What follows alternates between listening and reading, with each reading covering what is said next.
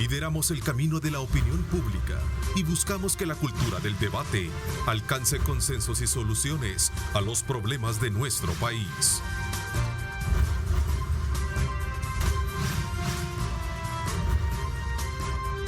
Diálogo con Ernesto López. Lunes 28 de enero de 2019. ¿Cómo están? Qué placer enorme saludarles a ustedes. Gracias por sintonizarnos a esta hora de la mañana, como siempre agradeciendo a Dios Todopoderoso por darnos ese privilegio de poder ingresar hasta la intimidad de sus hogares. Gracias por sintonizarnos. Aquellos que están a través de Megavisión Go, nuestra aplicación que nos da la oportunidad de llegar con nuestra señal más allá de nuestras fronteras.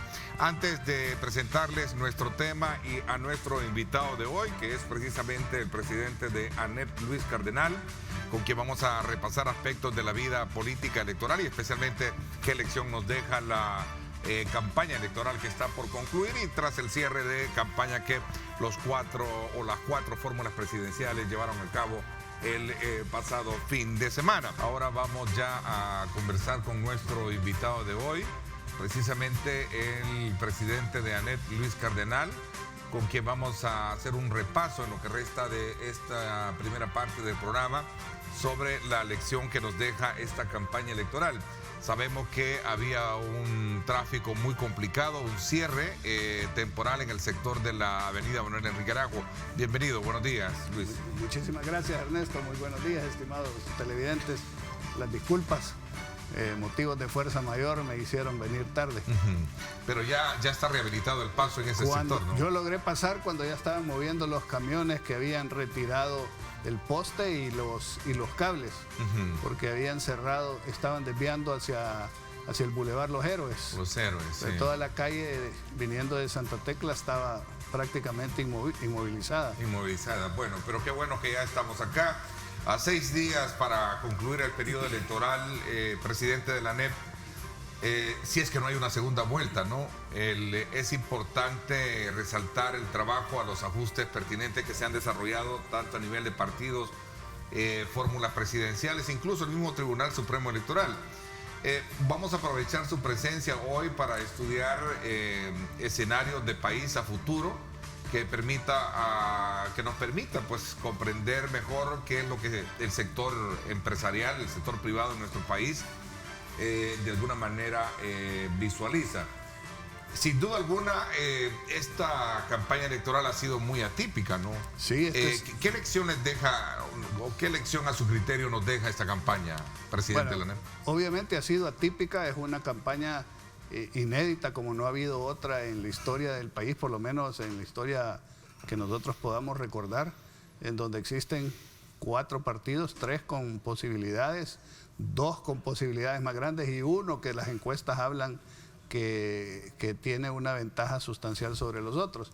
Pero dentro de las cosas que más llaman la atención es el hecho de que en esta campaña las encuestas han sido ocupadas como armas mercadológicas electorales, no tanto para recibir información, sino para mandar una sensación de seguridad a los simpatizantes o de inseguridad a quienes no simpatizan con nosotros. El problema que se ha dado es que muchas encuestas, han habido encuestas de todo tipo, encuestas serias, formales, creíbles, que tienen alguna tradición, otras que han salido de a saber a dónde, y se han utilizado de una manera tal en la cual ya pareciera ser que las encuestas están perdiendo la capacidad de pronosticar. Dicen que es una fotografía del momento, pero da una idea de cómo va a ser el futuro. Y han perdido esa capacidad. Entonces ahora se están utilizando otros mecanismos que antes eran desconocidos, como son las redes sociales, la importancia que esté adquiriendo el Facebook, el Twitter y todas estas cosas, donde muchas campañas ya no se hacen por los medios tradicionales, sino que se están trasladando a hacerse en las redes sociales. Es un gran reto, por ejemplo, para los periódicos, porque los periódicos tienen que dar saltos cualitativos, tecnológicos, para poderse mantener a la par de todas las innovaciones técnicas que se están dando. Entonces, nuevamente, yo apostaría, si tuviera que apostar, aquí cualquier cosa puede suceder, pero si tuviera que apostar, yo diría de que aquí vamos a ir a una segunda vuelta. Con que uno de los 3 partidos principales saque cercano al 10%, obliga a que se vaya a una segunda vuelta. Y en una segunda vuelta, lo que puede suceder ya es completamente diferente, ya es una carrera diferente a lo que estaríamos, digamos, viendo en esta primera vuelta. Así las cosas, nosotros como sector, lo que hemos aprendido de la historia es que nosotros defendemos principios, defendemos programas, defendemos soluciones, no vamos a amarrarnos con un partido político u otro, tenemos que estar dispuestos a trabajar con cualquiera que resulte electo. Por supuesto que algunas propuestas nos parecen que tienen más sentido que otras. Algunos candidatos parecieran tener, digamos, o más experiencia o más seriedad o una posición más cercana a lo que nosotros creemos que se tiene que hacer, pero independientemente de eso, nosotros tenemos que ser institucionales, tenemos que defender los intereses del país, de los ciudadanos, y con el que sea que resulte electo tenemos que poder trabajar. Y vamos a darle nuestro apoyo siempre y cuando se haga lo correcto. Cuando veamos que se están desviando, cuando veamos que se están cometiendo, en nuestra opinión, errores, los vamos a señalar respetuosamente, pero tenemos que señalarlos, pues, porque esa es nuestra obligación y nuestro compromiso con El Salvador. A ver, cosas atípicas. El futuro de las encuestas se va a poner a prueba el próximo Se va a domingo. poner a prueba. Muchas de ellas van a salir diciendo, bueno, es que en ese momento eso es lo que decía la opinión pública, pero la verdad es que la gente, si estas encuestas son muy alejadas de la realidad de lo que suceda, la gente lo que va a darse cuenta es que las encuestas realmente no predicen los resultados, sino que lo que son es, dependiendo quién las haga y quién las pague, eso es lo que... Digamos que va a poner a prueba lo que sería el grado de credibilidad, ya sea para momento o para futuro, porque recordemos que las encuestas son proyecciones de momento. Sí, son fotos de un momento, Sí, que proyectan lo que podría pasar si no cambian las cosas. El punto es que estamos mal acostumbrados a creer que una encuesta a lo mejor puede ser escrita en piedra. Es que por lo general, en el pasado, las encuestas serias pues han tenido algún grado de relación con la realidad de los resultados. ¿Y será por el hecho de que antes no teníamos las redes sociales también? Las redes sociales, quieras o no, también va a ser otro factor de prueba el próximo. No, obvio. Porque gran parte de la campaña, que en este caso el candidato Nayib Bukele ha hecho, ha sido también en la parte mediática, pero también su mensaje como candidato no ha sido tanto de territorio, ha sido más de redes sociales. Obvio. Por eso digo que es diferente, que es atípico. Atípico, sí. Digamos que las encuestas en el pasado, habían unas que pegaban más cerca y otras que estaban un poco más lejos. Las que pegaban más cerca tenían más credibilidad. Las que quedaban más lejos iban perdiendo credibilidad. Entonces, pero más o menos todas las encuestas, digamos, reflejaban alguna cercanía con los resultados. Ahora lo que está sucediendo es que han salido encuestas de todo tipo y vamos a ver si las encuestas van a reflejar algún grado de cercanía con los resultados que se den el 3 de febrero. Si eso no se da, entonces el desprestigio para las encuestas o las casas encuestadoras que tengan una gran diferencia y que anden por los aguacates, digamos, de los resultados, eso va a afectar. Entonces ahora están surgiendo diferentes servicios que, digamos, peinan las redes sociales a través de algoritmos y de robots que miden, como hablábamos antes, el humor social, el rumor social, la aceptación, las menciones, etcétera, y van sacando a través de estas fórmulas matemáticas ciertas predicciones. Vamos a ver si este sistema resulta más cercano al resultado que las encuestas tradicionales. Y eso va a cambiar entonces la forma de cara al futuro de cómo se midan o se proyecten resultados electorales en el país y en otros lados.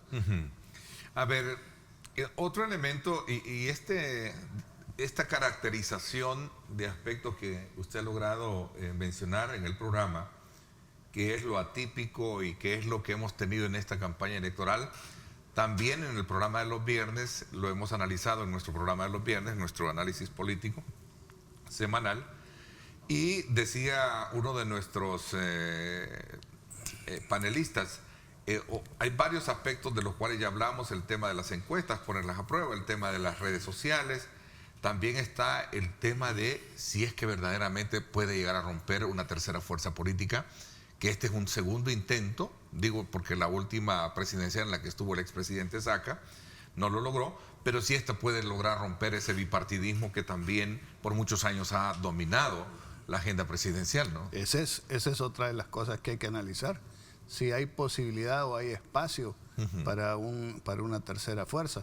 El caso ahorita de Gana Nuevas Ideas, Nayib Bukele, es también una especie de fenómeno, porque digamos, él estaba o pertenecía a un partido político, que es el FMLN, que es uno de los dos grandes, pero se retira de ese partido y crea una alianza algo extraña con otros partidos, uno que fue cancelado, otro que no ha sido inscrito, con otro que surge de otro de los partidos contrarios al que él pertenecía, y entonces él resulta candidato, digamos, de esa tercera fuerza. Entonces esto es algo también inédito, diferente, que vamos a ver qué resultados electorales dan.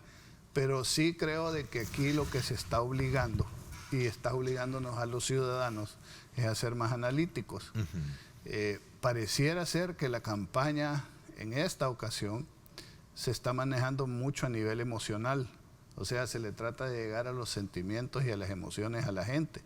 En el caso del fenómeno de Nayib, él está apostando al descontento, a la insatisfacción que hay con los partidos políticos tradicionales, que no es un fenómeno único de El Salvador, este es un fenómeno que se da en todas partes del mundo, donde lo que ahora ya conocemos como el outsider llega a ser una propuesta política, y la gente cansada de las políticas tradicionales o de los partidos tradicionales empieza a creerle o a comer la idea o la propuesta que se hace. Pero hay que ver si y aquí se corre un riesgo, y no estoy diciendo que sea el caso de El Salvador, pero lo que se ha visto afuera ha sido que las experiencias con los outsiders no ha sido muy buena, porque les hace falta el conocimiento de la realidad para resolver los problemas nacionales. La gente se ilusiona, recupera la esperanza de que hoy sí las cosas se van a resolver, y después a los pocos meses la situación no resulta como se esperaba.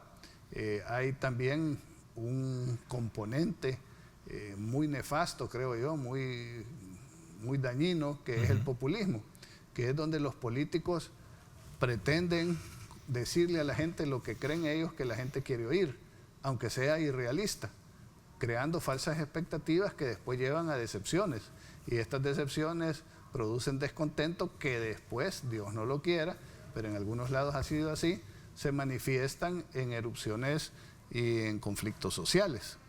Entonces, creo que como sociedad tenemos que madurar. Hemos visto que la democracia a nosotros nos ha costado sangre, dolor, sufrimiento, retraso, exilios, migraciones, rompimientos de familia, etcétera, como para que nos estemos jugando chivazos aquí sin hacer un análisis de qué es lo que está en juego y qué es lo que nos ofrecen los diversos candidatos y los diversos partidos políticos.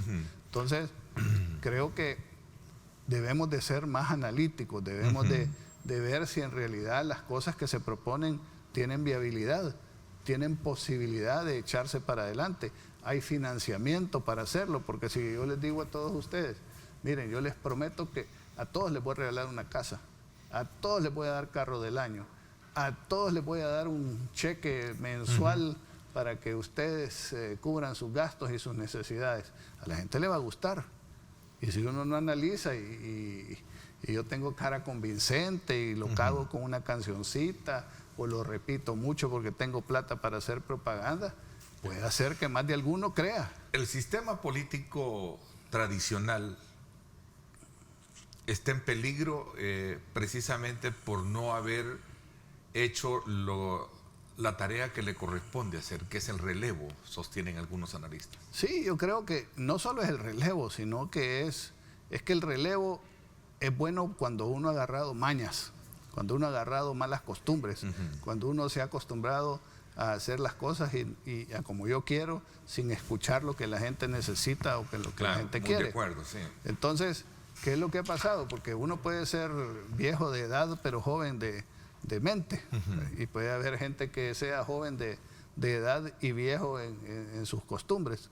¿Qué es lo que ha sucedido? Bueno, que digamos los partidos, la sociedad ha evolucionado muchísimo más rápido que los partidos políticos. O sea, los ciudadanos, las redes sociales, los grupos de sociedad civil, al vivir en democracia, al tener más libertades, al poder tener más acceso a la información, al estar mejor informados casi de inmediato, al haber comunicación entre los ciudadanos, al poder expresarnos libremente, aunque en algunos casos se convierte en libertinaje esa libre expresión, porque, hago paréntesis aquí, la campaña ha tenido como varios niveles, y los niveles más oscuros, más sucios de la campaña están en las redes sociales, protegidos bajo el anonimato y la responsabilidad de aquellos que pueden ponerse una falsa identidad para insultar y decir cualquier cosa.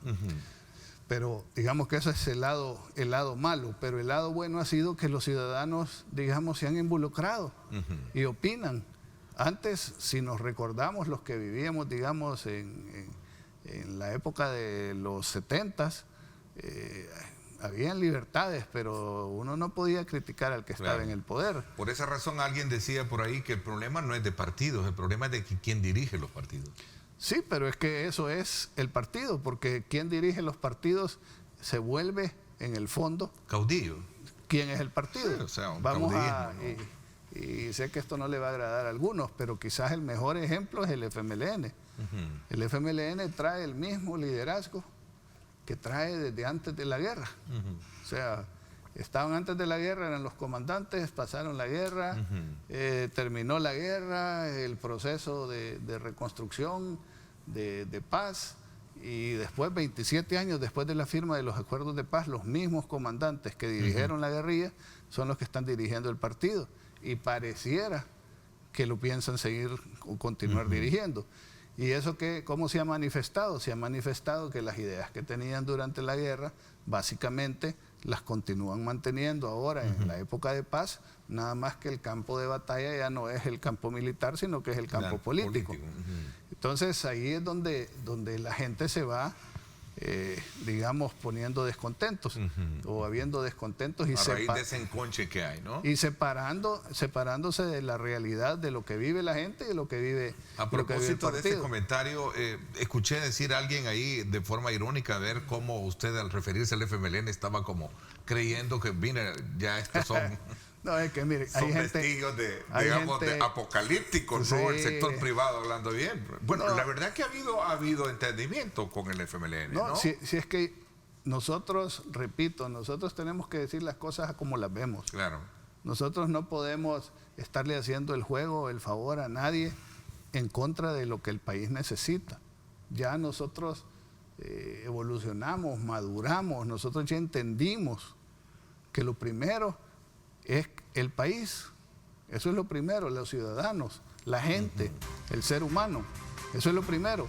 Y lo que hagamos y digamos tiene que ir en ese sentido, no para hacerle favor a un partido político o a un candidato. Entonces, hay gente que no se quita esa venda de la cabeza o esos anteojos y cree que si alguien hace algo bueno, sea quien sea, hay que señalarlo, hay que aplaudirlo, hay que apoyarlo.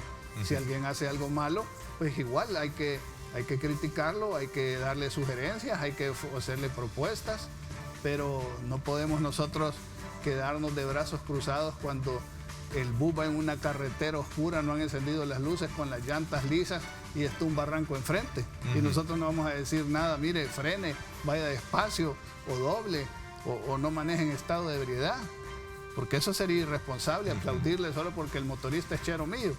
No lo podemos hacer. Ahora, entonces, en este caso, para referirnos específicamente, lo que hemos señalado o lo que he dicho yo en lo personal es que creo que en esta elección, en relación a lo que lo pronostican las encuestas, el que creo que va a dar una sorpresa va a ser el FMLN.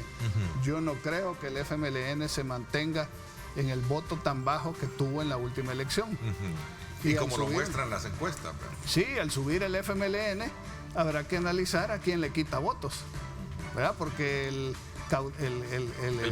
universo electoral, el pastel electoral es de un cierto tamaño y no es que vaya creciendo. Entonces, si el Frente tiene más votos, ¿quién va a tener los votos que gane el Frente? Realmente lamento mucho que hayamos perdido casi media hora por problemas de tráfico, ¿no? Para seguir con este análisis.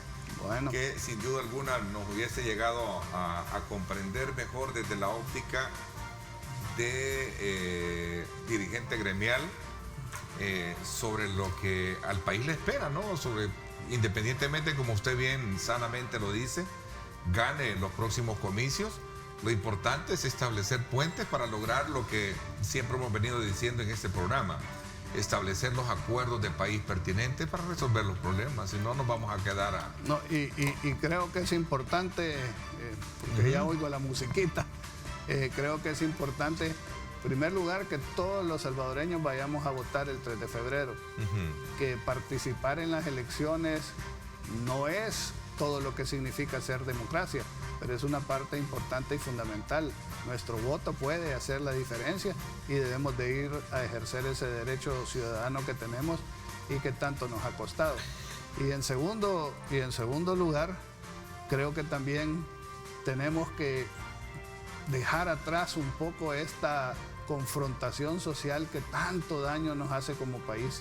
El hecho que no entendamos que el país es de todos, que debe de haber cabida para todos, que si al país le va bien, todos tendremos mejores oportunidades que nos vaya bien, y que si estamos peleándonos adentro de un barquito que está en medio de una tempestad, lo más probable es que el barco se hunda y nos ahoguemos casi todos los que no podamos montarnos en el barco salvavidas. Y eso es importante, porque independientemente de la posición que uno tenga, todos tenemos algo que aportar en nuestro metro cuadrado, en nuestro comportamiento, con nuestro ejemplo, en lo que le enseñamos a nuestros hijos y a nuestros compañeros. Y creo que esta es una oportunidad para demostrar que el país importa más que los intereses mezquinos de algunos pocos que están generando esta confrontación y este odio social que no nos lleva a ningún lado. Gracias, presidente de la ANEP, Luis Cardenal, con nosotros por habernos acompañado. Vamos a estar todavía más atentos para poder invitarlo con el tiempo prudencial y con con la debida coordinación para poder estudiar más este fenómeno. Gracias nuevamente por haberme acompañado. Cuando regresemos, la viabilidad financiera de las propuestas de gobierno que han hecho los 4 candidatos que el día de ayer, este fin de semana, cerraron campaña. Nos va a acompañar precisamente Ricardo Castaneda, es el economista senior del ICEFI, del Instituto Centroamericano de Estudios Fiscales. Vamos a la pausa y regreso con información de tráfico, por cierto. Este es el informe del tráfico desde el Megadrón. Gracias a Seguros del Pacífico. Seguros del Pacífico te ofrece full cover y cero deducible en tu seguro de vehículo. Para más información, llama al 2283-0800 o contacte a su asesor de seguros.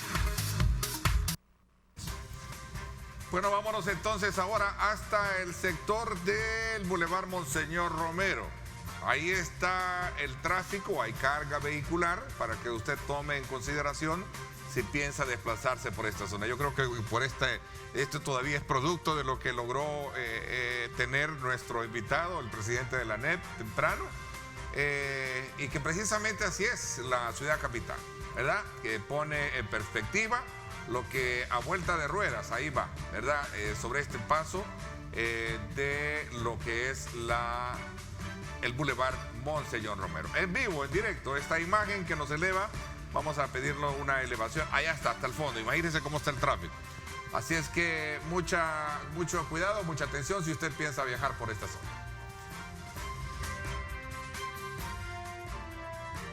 Este es el informe del tráfico desde el Megadrón. Gracias a Seguros del Pacífico. Seguros del Pacífico te ofrece full cover y cero deducible en tu seguro de vehículo. Para más información, llama al 2283-0800 o contacte a su asesor de seguros.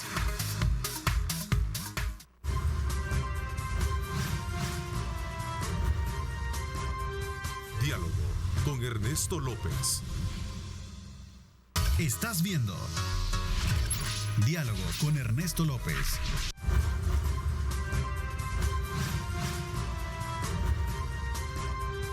Diálogo con Ernesto López.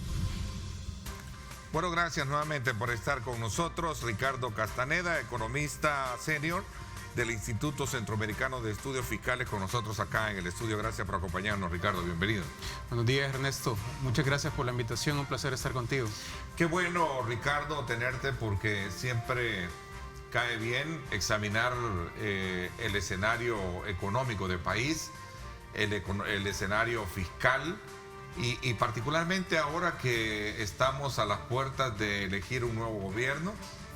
Me gustaría de alguna manera como ICEFI, un instituto centroamericano de estudios fiscales, tiene a bien examinar todos esos planes de gobierno que han presentado las 4 fórmulas presidenciales que participan de este proceso y cuál es la viabilidad que realmente estos tienen. Cuéntanos un poco, ¿no? Sí, nosotros nos interesaba conocer los planes de gobierno y determinar si efectivamente las propuestas que están haciendo los candidatos se pueden llevar a cabo.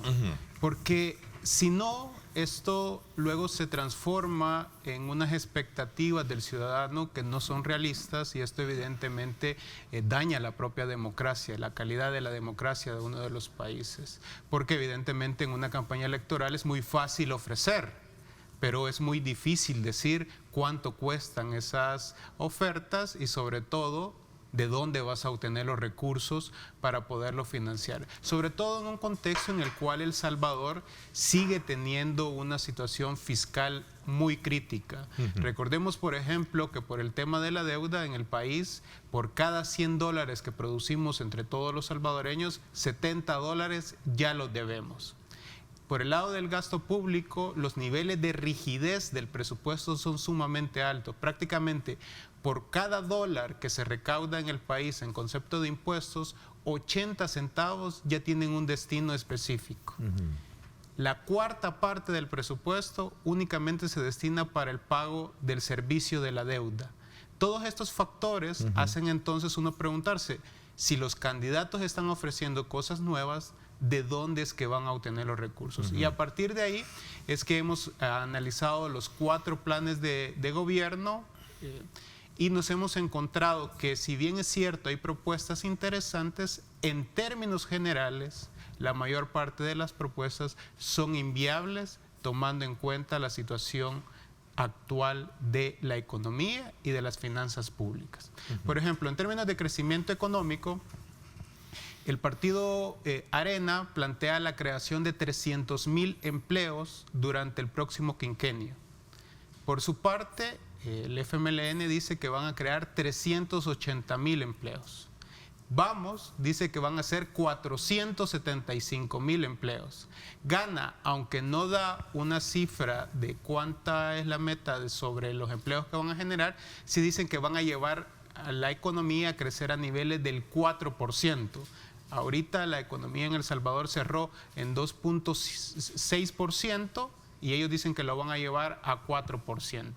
Sin embargo, cuando uno revisa las medidas que ellos están planteando, realmente no son medidas para poder cambiar el modelo económico. Si uno toma en cuenta los análisis históricos, por ejemplo, en el periodo presidencial, donde más empleos se generaron, de acuerdo a una actualización que hizo el Ministerio de Trabajo junto con la Secretaría de Transparencia y Participación fue en el periodo del presidente Funes, donde se generaron 80,000 empleos en los 5 años.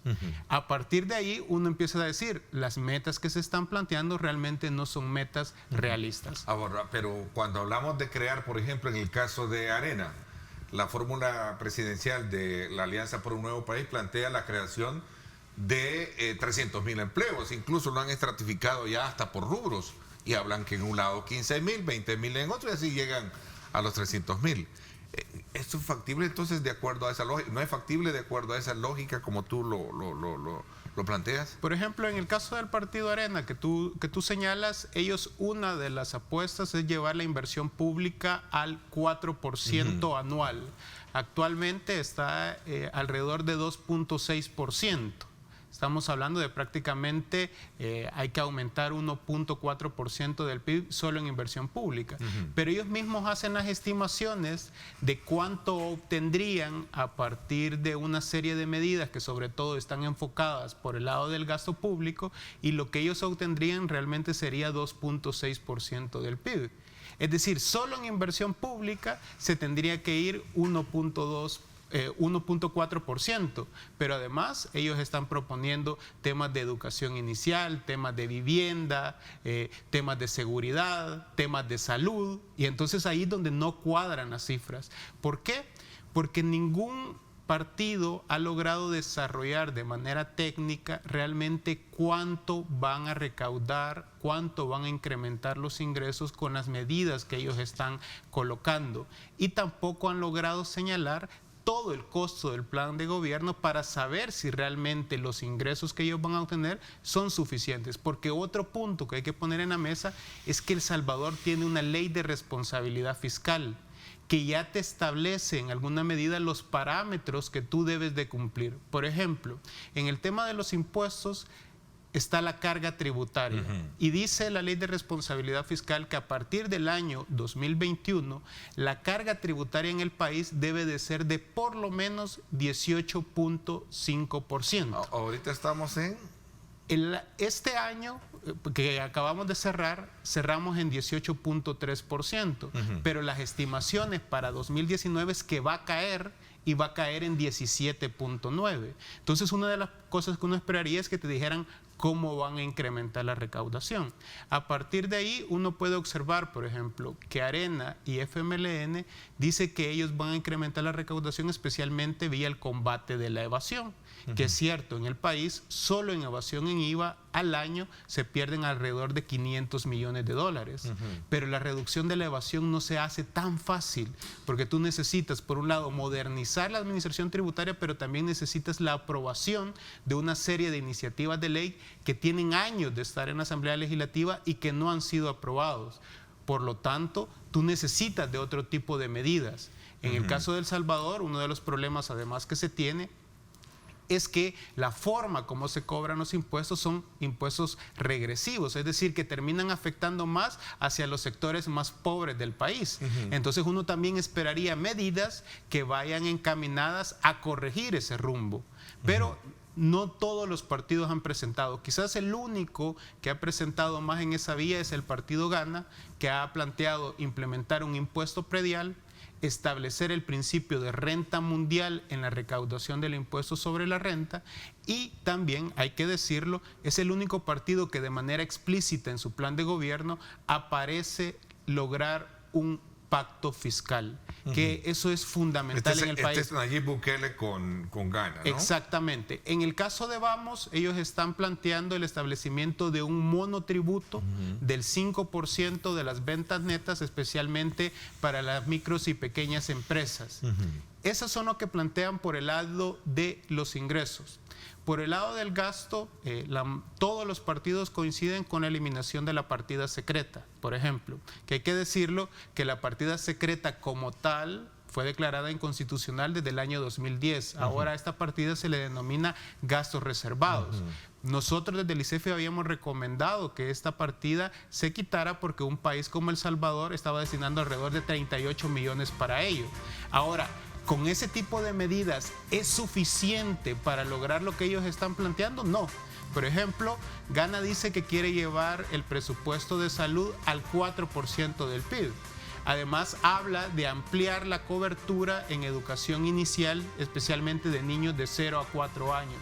Pero con las medidas que ellos están colocando, las cuentas no cuadran. Y esto sucede con todos los partidos políticos. Es decir, encontramos propuestas con muy buenas intenciones, pero sin costos, sin metas y sin fuente de financiamiento, lo cual hace que sea muy difícil que se vayan a cumplir lo que están ofreciendo. Okay. Es interesante porque no se trata de, en particular, identificar las debilidades que tiene una propuesta de un candidato.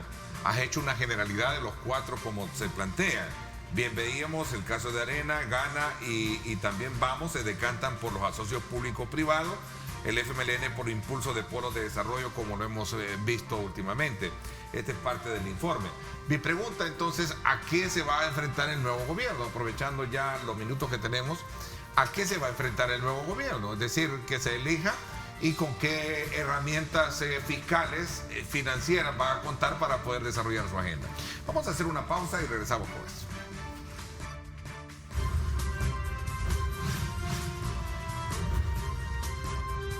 Diálogo con Ernesto López. El futuro es imaginar, es pensar en grande. Prepárate hoy, estudia en la UFG y amplía tus oportunidades. UFG, tecnología, innovación y calidad. Gracias nuevamente por estar con nosotros. De no ser viable financieramente hablando parte de las proyecciones que ubican los planteamientos de gobierno que han hecho las fórmulas presidenciales, como expertos ustedes en la materia, ¿qué entonces se puede esperar? ¿Qué es lo que van a hacer? ¿Con qué se va a lograr? O digamos que ¿con qué herramientas va a contar un nuevo gobierno, ¿no? Para poder impulsar una agenda social, si lo queremos ver desde ese punto de vista. Bueno, primero pueden haber varios escenarios, ¿no? Uno es quizá el más preocupante para la democracia, es que las propuestas que están haciendo realmente no se van a cumplir. Y entonces las expectativas que tienen los ciudadanos luego se van a ver en temas de frustración porque no van a ver los resultados.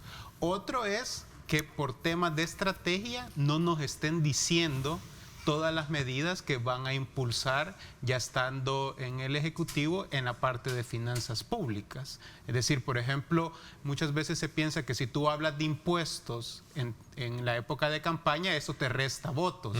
Pero ya una vez que tú asumas la presidencia, sabes que vas a tener que impulsar un tipo de esta medida.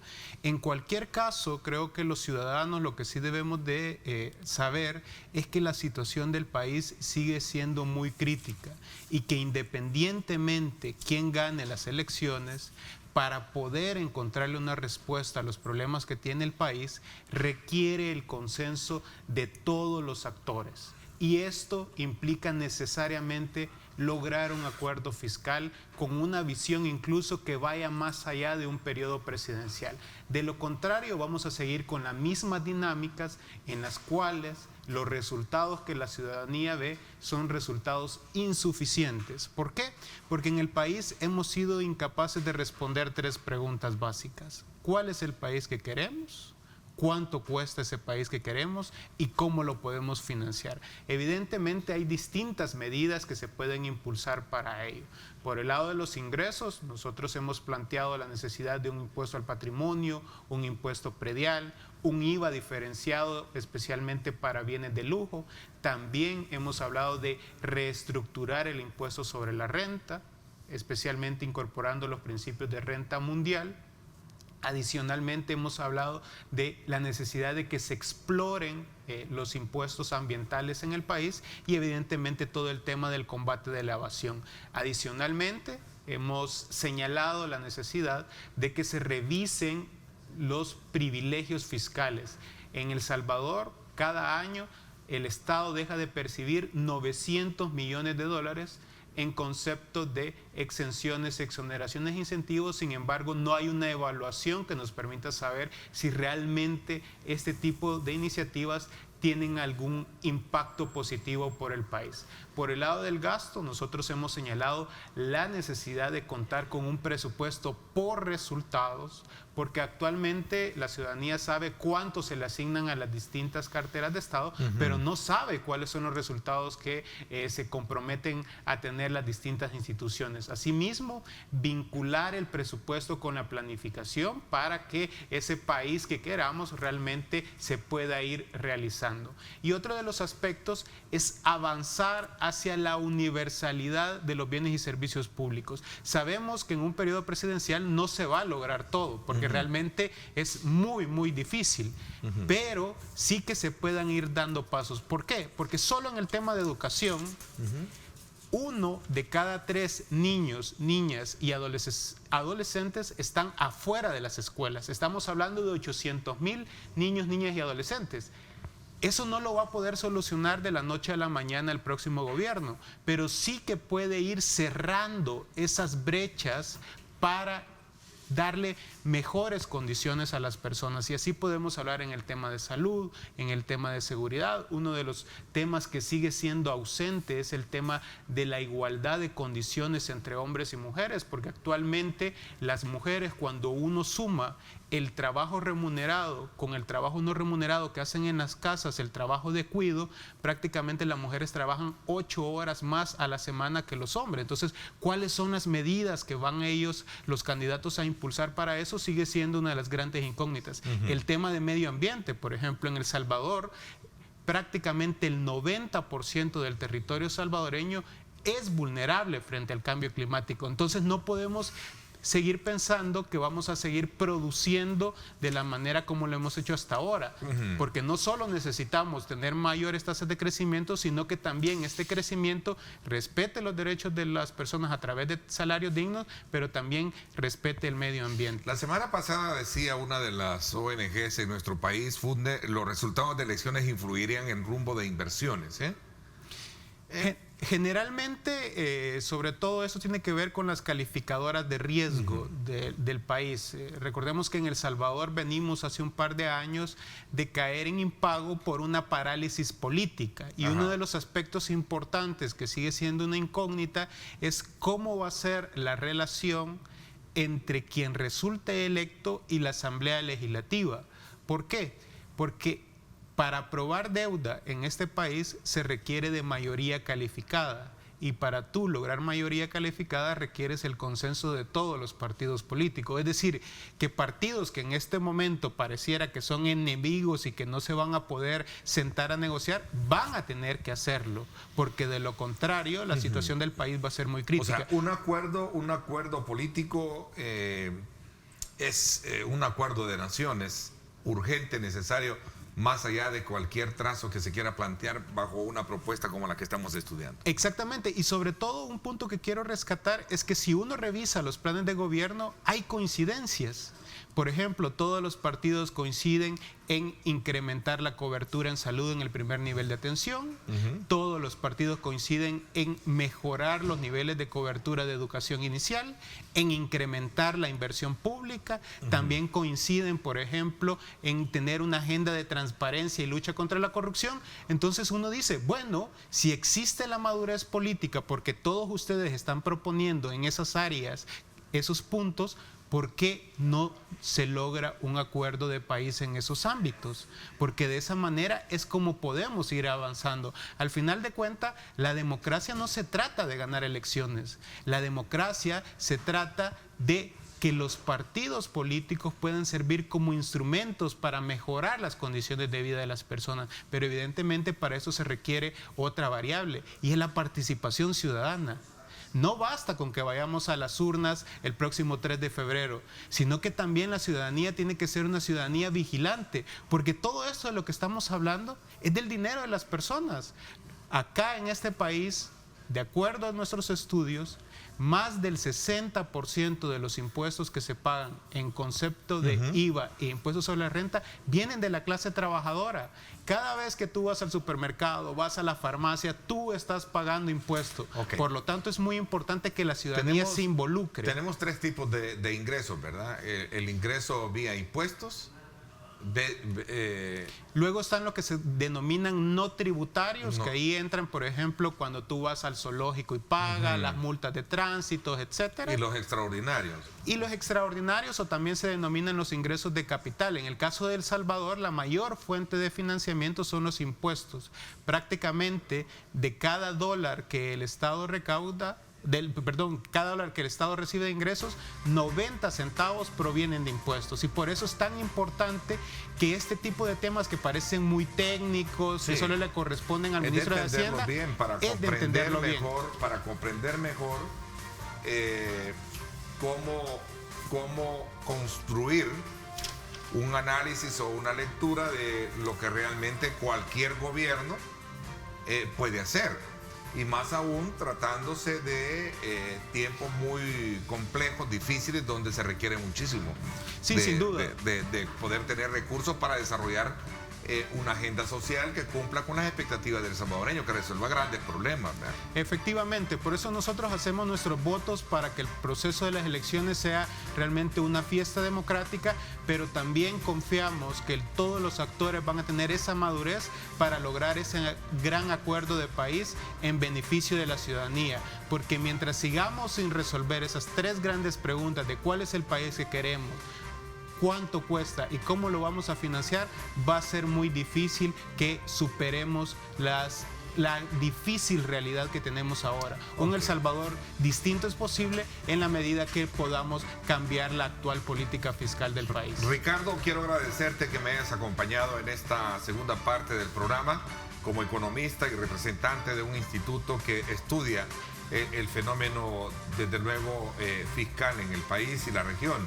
Voy a estar atento a invitarte más adelante para poder comprender mejor una vez teniendo resultados ya de lo que viene el próximo domingo. Gracias por haberme acompañado. Muchas gracias, Ernesto. Un gusto estar contigo.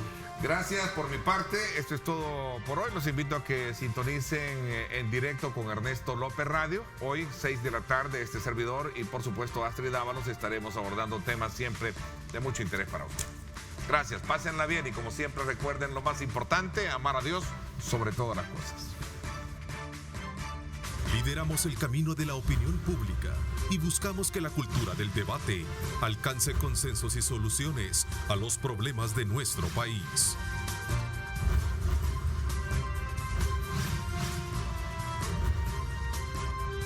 Diálogo con Ernesto López.